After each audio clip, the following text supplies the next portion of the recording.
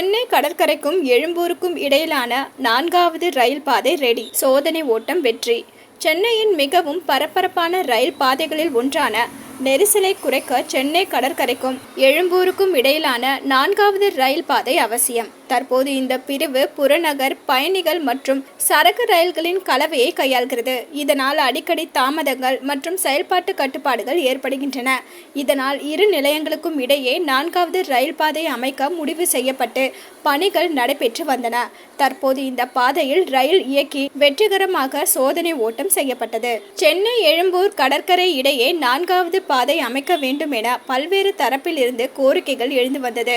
சென்னை கடற்கரை மற்றும் கடற்கரை இடையே 2 பாதைகள் உள்ள நிலையில் புறநகர் ரயில்கள் சென்று வருகின்றன. ஒரு பாதையில் விரைவு ரயில்களும் மற்றொரு பாதையில் சரக்கு ரயில்கள் சென்று வருவதனால் பல நேரங்களில் புறநகர் ரயில்கள் நிறுத்தப்பட்டு இயக்கப்படுகின்றன. புதிய பாதை அமைக்க கோரிக்கை எழுந்து வந்தது.